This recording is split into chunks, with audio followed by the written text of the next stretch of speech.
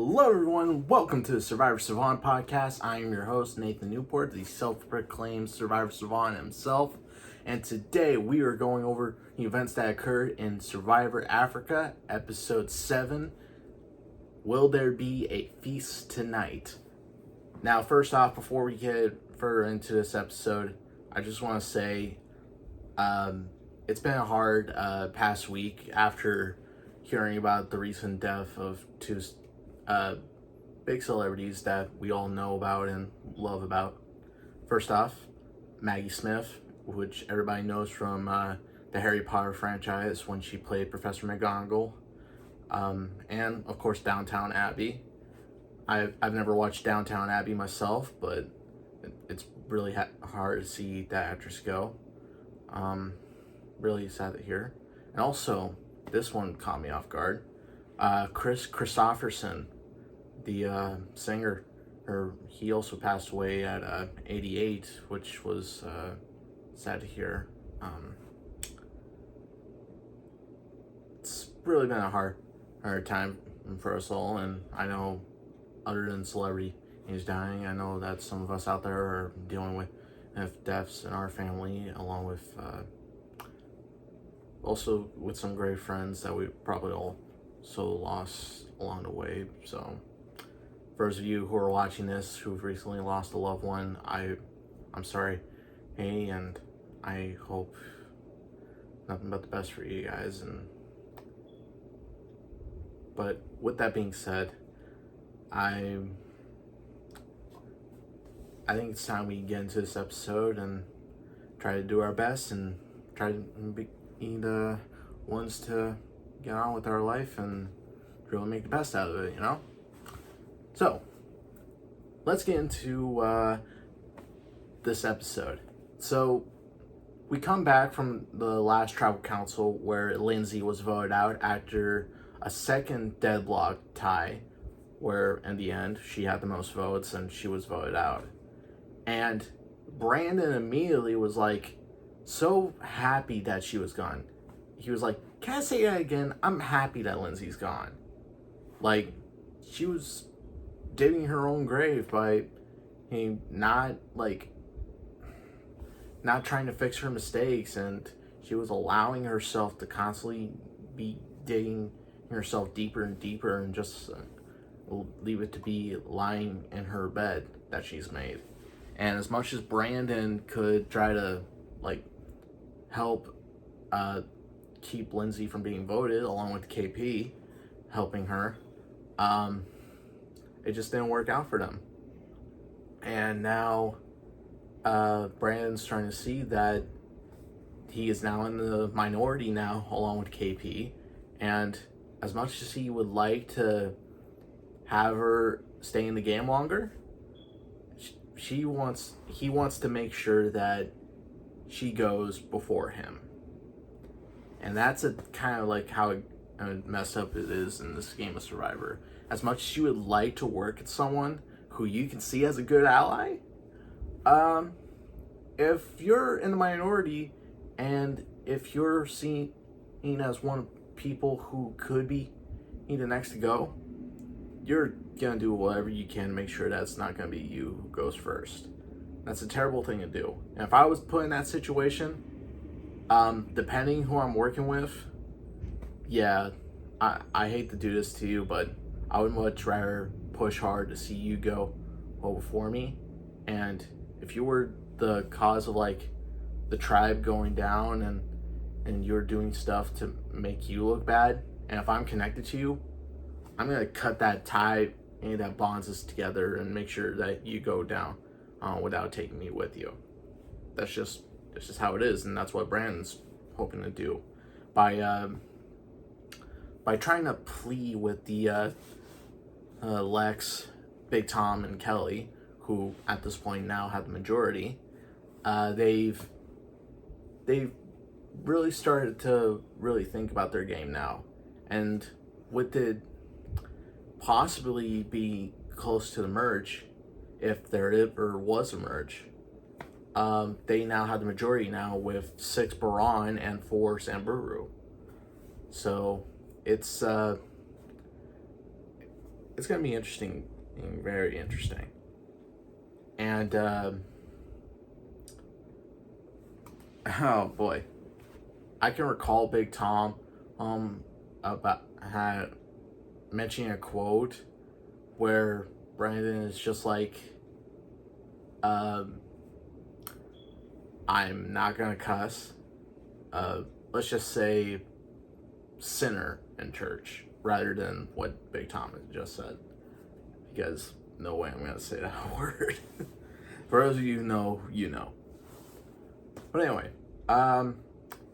we then move over to Baran, and you know how I've been mentioning in the last episode about how food can really mess with you both mentally and physically. Well, as much as Clarence enjoyed having that chicken from that night before, or they had the tribal council, it did come back to bite him, or in this case, peck him. Where his stomach is like AP in that scenario. His stomach has like I think shrunk is the right word here, just to best describe this. Has completely shrunk. He's never had too much food like that before, and it's now coming back to like hurt him. And he went to go out and do his business. He took shovel with him.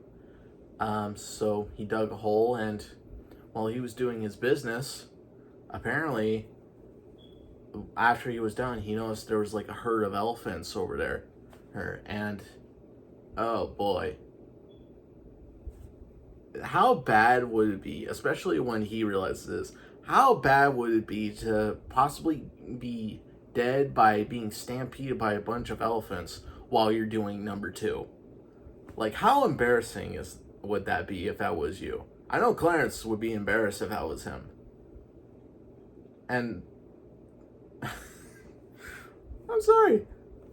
The fact that somebody could possibly die just because they had to go to the bathroom by a bunch of and get stampeded by a bunch of elephants, that would be pretty horrible. That'd be a way to go. Go number 2.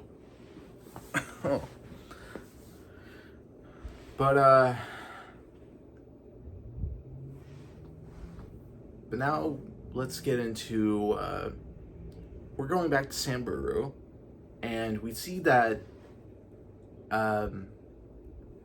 we started to see that Lex is starting to become more somebody who people don't want to see around here anymore, because here's why.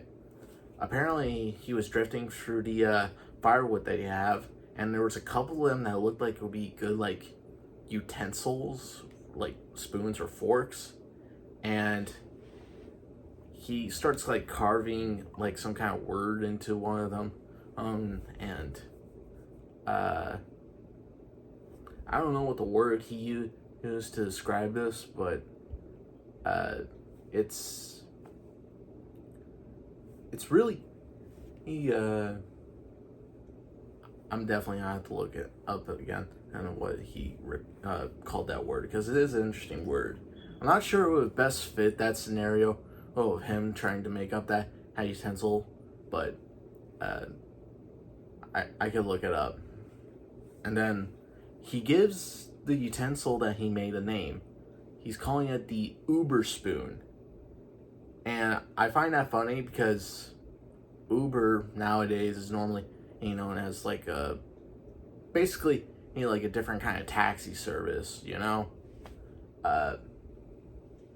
and the fact that Uber was around during the word Uber was around during 2001, and it was used as like a name of like a made up utensil. I find that hilarious, especially me who now 24 and was born in the year 2000, and I was 1 year old around that, and I had no idea what was going on. I find that funny now looking back. But as much as everybody's intrigued by Lex's handy work on the utensils, Kelly, who's been a tribe mate with like for the last several days now. Yes, I do mean the last several days, and that I'm meaning 7. Jelinski. She's really starting to find him to be annoying now. He talks like he would like a dad because he is a dad, but he's also trying to like, in a way, butt kiss the jury or people who might make it to a jury if it ever was a merge, and she's starting to see that now, and she kind of hopes that if the merge was never to happen, and if they go to tribal council, she would happily vote out Lex, the chance that she gets. And ooh, I'm not gonna spoil anything here, but I smell foreshadowing. Just saying, just smell foreshadowing. Okay, now for the part that we're getting to. Actually, before I get to that, as much as I can be annoyed by someone depending on how long I've spent with them for how many days, as much as I would kind of lose my cool about it and try to like brush it off during the confessional, I know for a fact that if I do feel like getting somebody out who I don't like, it's just gonna blow up my game because it's just gonna put a target on my back. And depending on how many numbers this person might have who I find to be annoying, the less I bring their name up as I think they're annoying, the better, because it's not going to be a good image on you if you find someone annoying, and even though they have more numbers than you, you're still calling them out, and that's not a really good thing to do. So don't want that to happen. No thank you. So anyway, both tribes then get a tree mail in the form of a glass water bottle. And it's interesting because the water bottle has like the words written on the outside, but it's all in reverse. And in order to read it right, you have to look inside the bottle just to like read it properly. It reminds me of the Smart Water, where it had some like words on the inside of it when you're looking at the label, and you saw this like little goldfish, cute little goldfish. You guys know what I'm talking about? It reminded me of that. So what's interesting is I can't make out the last of the tree mail that they got, but it said your last shower, and it mentions your like almost as if they were talking about someone individually, which kind of hints maybe a little bit, could it be an individual challenge and then they're not competing in tribes anymore? We don't know until we get to the challenge. We see Jeff standing there as all the tribes are there together, and Jeff informs them that they are no longer competing in teams. They are now playing an individual game. So drop your buffs, everybody. You made it to the merge. Yes. Can you feel it? Oh boy. So no longer red and gold. It's now one color, green. And it's not like the same green as the first season, and where it's like neon almost, but it's dark green. And I like it. I like that. So we then have a consensus between Jeff and the others on, since they're now one tribe now, they have to relocate everything they have for both camps and move it to one of the two camps. And everybody fully consents at Baron's camp would be the one where the merge is completely going to stay at. And everything from Samburu is going to get moved over to Baron. So, with that out of the way, we get into this immunity challenge. I almost said reward challenge. Dadgummit. I think I did. Where it's no longer tribal immunity. It's now... Did I do a lisp while doing that?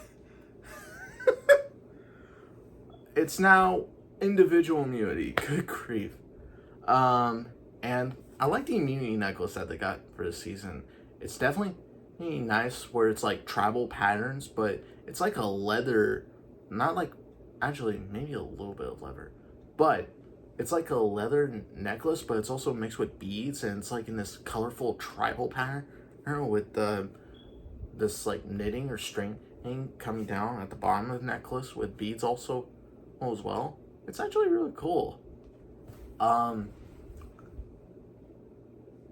So we get into the immunity challenge. This challenge is called When It Rains, It Pours. This is the first time this challenge had ever premiered in Survivor, and would go on to later appear in future challenges for the next, I'd say, okay, so this is the first time it appeared. It also appeared in All Stars, and then also reappears in Micronesia, Heroes vs. Villains, One World, Millennials vs. Gen X, then David vs. Goliath, then Island of the Idols, and Winners at War. So that makes it up to 9 times this challenge has appeared. And we have yet to see it again in the new era. I'm not gonna lie, I really hope they bring this challenge back, because it's a fun challenge. So basically, if you guys have never seen this challenge before, which I shouldn't be shocked if you have or have not, because it's a classic Survivor challenge. You have to like have one of your arms be raised in the air. Like it has to be, I'm thinking it's probably mostly your dominant hand. If you're a righty or a lefty, it's mostly your dominant hand. And you have it raised in the air, attached to a rope, and the rope is attached to this big water barrel or bucket tower. And if you lower your arm at any time and the rope drags the bucket down you and water splashes on you, you're out of the challenge. Last person left standing wins immunity. Now, there have been cases where Jeff would bring out food to tempt other players into stepping down just so they could have food. It's really a tease, but it's also really it's also really sucks for those who miss out, and we do see it in one time in Micronesia. Poor Alexis, she never stood a chance. But anyway, it's actually a really cool, interesting challenge. And if I do get to see this challenge back in the new era, shoot, I am hoping if I get to be on Survivor, I want to compete in that challenge. Because, no lie, I would see myself practicing, raising my hand up, if I were to ever compete in this challenge. And I know that nowadays that challenge would be like on like a balance beam, so you would also have a hard time balancing yourself while also trying to like keep your hand up in the air, which could get tiring after a while, and admittedly so. I have got my arm pretty tired afterwards, but it's such a fun challenge to do, and I would be thrilled if they brought this challenge back. So fingers crossed that they bring this challenge back in the new era. But anyway, we get into the challenge. 10 players are at their towers and having their arms be raised, and don't tug on the rope, otherwise you're out, you know? We get 14 minutes into the challenge, and Kelly drops her arm a little bit, causing the water to fall on her, and soon after, Kim Johnson follows her, and the two ladies take a spot on the bench. And something to point out though too, because this was the earlier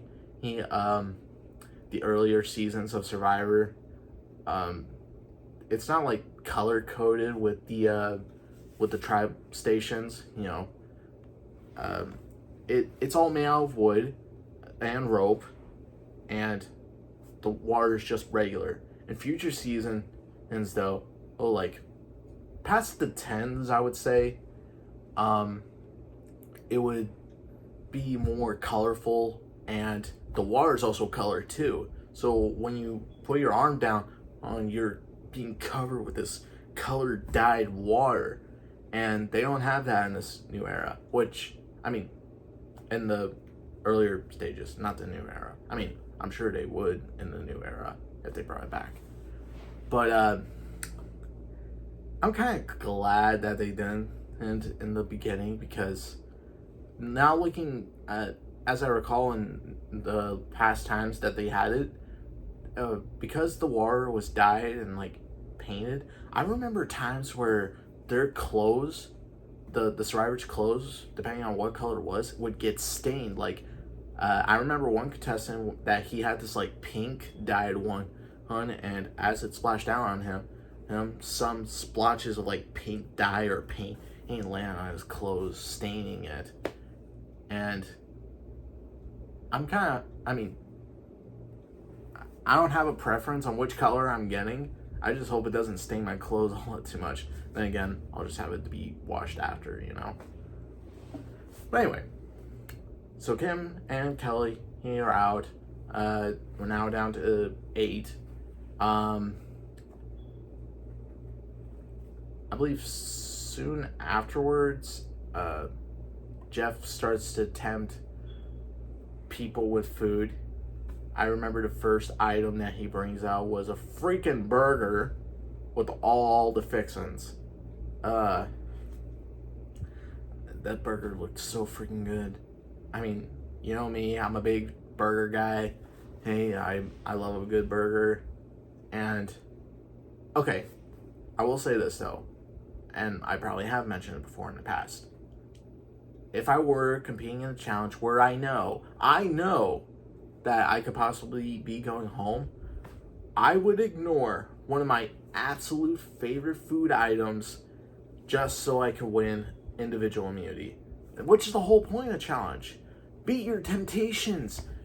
Be the strongest that you can be in order to win this challenge, because one little small move could hinder your game and could get you at more of a risk going home, and you can't have that happen. You just can't. So as much as I would love a good burger right now, get that out of my face. I need to win this challenge. And that's clearly what some of these contestants were trying to do. However, you got Brandon and KP. They stepped down. To be fair though, it wasn't around that time that they started getting food out that they both stepped down. They were immediately getting tired or accidentally tugged on the rope. And soon afterward, Big Tom did the same thing.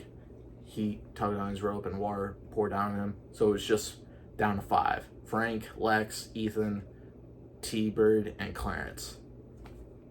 And as they were all standing up there, and then as they were sitting down, Brandon, KP, they were hoping that Frank would get out first.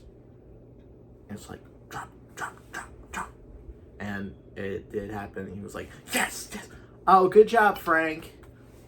And I'm like, Brandon, you jerk. Not that it wasn't rooting for Frank to win, but, it just kind of showed a little bit of villainous side of Brandon. And you know what I mean? But yeah, as they were sitting out, Kim Johnson and Kelly, they were talking about the numbers that were happening on both sides of Samburu and Baran. So once they go to tribal council, they know who they are going to get out. But anyway, we're now down to 4 now in the immunity challenge.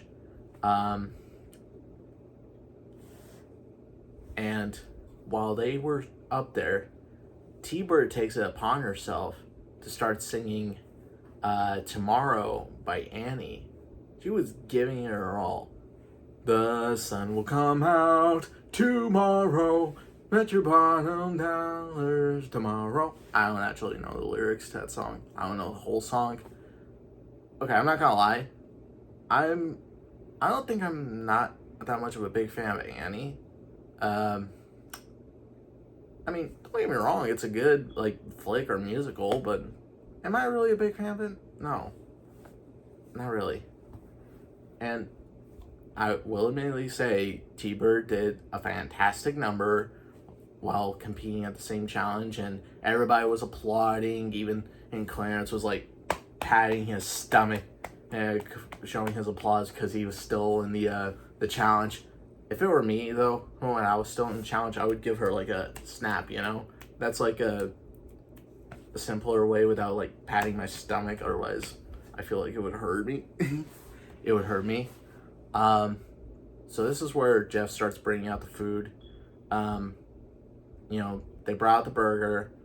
Everybody refused it, and so he gave it to the rest of the people to share and eat with, and a couple more minutes after, and he starts bringing out pizza, and he was not putting up in their face because that would be mean, like pizza, oh, it's all over me, oh. That would be really rude. But no, he just put it up close so everybody can get like a sniff, and Jeff, you jerk. But nobody wanted it, so he walks away and hands it to everybody else. And everybody was enjoying it, and then a couple seconds later, Lex's water or towers drops on him, and Lex is out. Lex, you just missed out on having pizza with everybody. And he was like, don't remind me. I would be the same way. Me too.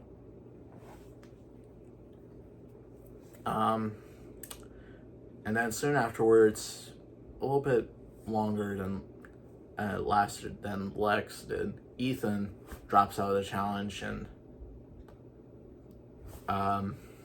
it was now down to Clarence and T-Bird. Now, Clarence, we all know, is a physical threat, being an athlete, and he knows that he was starting to get tired, and he didn't want to compete in the challenge for too long. So he tried pleading with T to, like, do rock, paper, scissors with him, and she wasn't really tempting it, and he was, like, telling her that they're all going after me, though. And she was like, I don't buy it. You're lying to me, and I don't like it, you know? And he was trying his hardest to try to strike a deal with T-Bird. Even trying to convince the other four Baron members to, like, convince her to make some kind of deal with him so that they could assure her that she's safe and to let Clarence win. But Lex is over here telling this to them, and he's like, we're not gonna cut you a deal. I'm like, are you kidding? You're one of the most biggest threats out here. Why would we cut a deal just to keep you safe? And after he was done pleading with them, the rest of the Baron members are just like smiling and waving back at him like they don't care about him. Which I will say is kind of mean in that regards, but then again, Clarence is a big physical threat, so he should have known this was coming. Couple minutes later, Jeff brings out a plate filled with fried chicken, mashed potatoes. I don't remember the rest, but I'm sure green beans was one of them. He also brought out a beer and a cup of ice with Mountain Dew in a can. Whoever steps out wins this meal. The last person standing wins the immunity. Clarence again pleads to Teresa to do rock, paper, scissors, and whoever loses.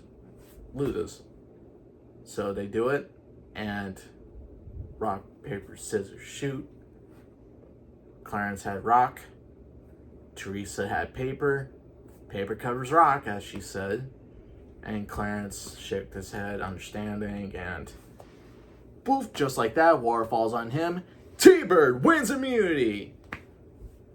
So T-Bird is safe at Tribal Council. She's not going home. Guaranteed to have 3 or more days in Survivor.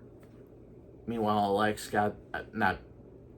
Clarence got to enjoy whatever food was presented to him, and, you know, he's bummed that he lost, and now he has to try to do whatever he can to make sure that he doesn't go home in Tribal Council. Meanwhile, we hit the new merge tribe over to Baran, and everybody's thrilled to see all their stuff from both camps gathered together to now make their days somewhat better. I mean, they're still surviving out there in Kenya, so they gotta do whatever they can to last longer out there. But it's kind of interesting to see now that we got one side that has pretty much all the numbers, but they're considering getting one of their fellow tribe members. So they still have the numbers, but even though they lost one, they still have the numbers. You know, with Clarence, if that were the case, if they were trying to get him out. But anyway, everybody's happy, everybody's thrilled. They get a note telling them to enjoy this welcome house gift and enjoy the merge. There's a blank tribe flag and a couple paints to paint their tribe flag with. They open the basket. I wouldn't say it's like a full charcuterie board, but it definitely feels like that. There's fruit, there's cracker, there's cheese. Did I say crack? I mean crackers. I mean crackers, of course. And then I think wine was also included in that as well. But as much as everybody's having like a good time about it, Frank, on the other hand, he feels like he's a little bit out of the group. And as much as everybody was trying to include him, he kind of definitely feels like that he was out of it. Frank, in his own words, said, it almost feels like when you go to a family reunion, you get an invitation to go to a family reunion party, and where the family are like the Warwicks or the Warrens, and your last name is Smith. Like, that's how it felt for Frank.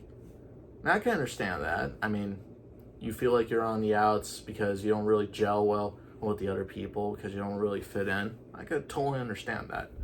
But that doesn't mean you don't have to stop. Like, try to be adaptable as much as you can without making everybody feel uncomfortable.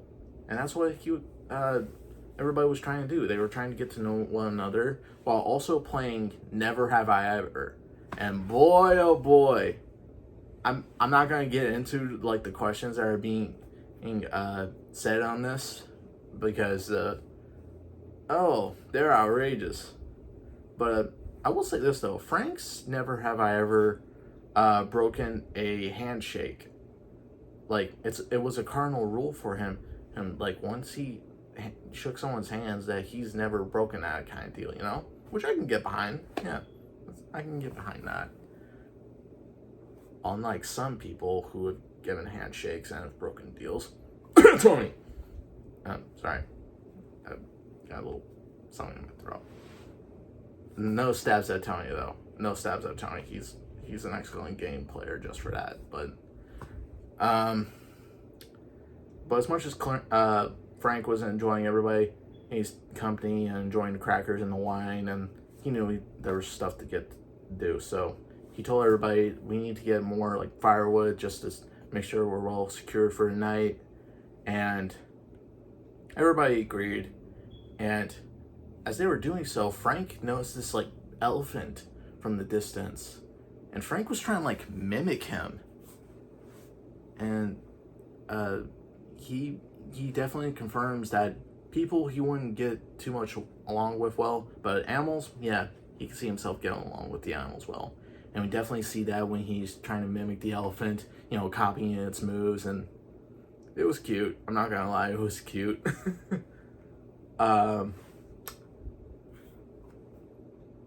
So we then get to a consensus.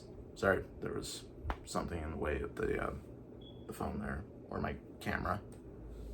We get to we get to tribe consensus of what the new merge tribe name was going to be, and Lex came up with the Swahili words for fire and water, which was Moto and Maji. So with the tribe consensus, that was the new tribe name, Moto Maji, which I find to be cool. Fire and water are what are the key elements to survival out there, and it's important to have those two as necessities, which I can get behind. So as we're before we start getting to tribal council, we realized that Clarence and Teresa have struck a deal that after that challenge, they agreed that neither one of them would write their name. I mean, obviously Clarence can't write Teresa's name down because she has immunity, but Teresa agreed to Clarence's deal that she won't write his name down.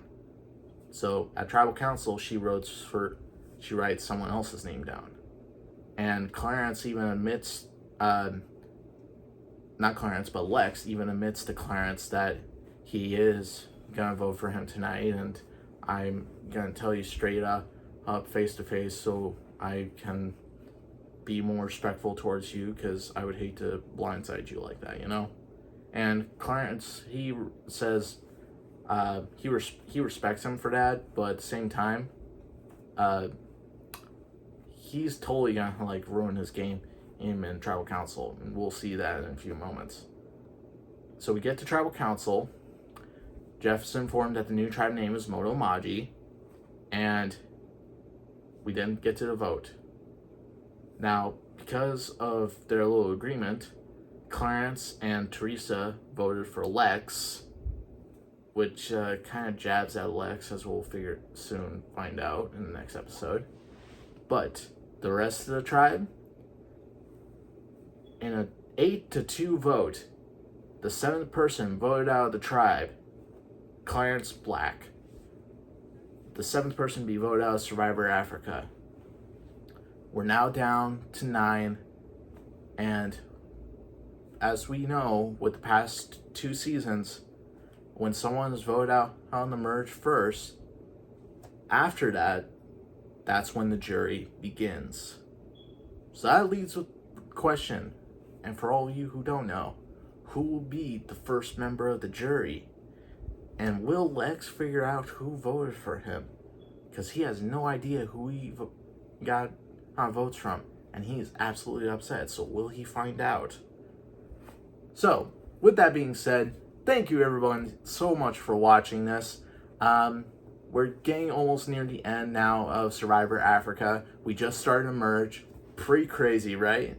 It's gonna be exciting to see the merge continue on, and to really see some awesome experiences coming from the merge, especially for a lot of individuals who found such meaning in their lives when they got to merge, and really got to go on such rewards that really broaden their visions and their perspective on life, But we'll get into that to the next episode. But until then, thank you guys so much for watching this episode. I hope you enjoyed being outsmarted, outclassed, and outspoken with the Survivor Savant podcast. This is Nathan Newport, signing out. See you later, guys.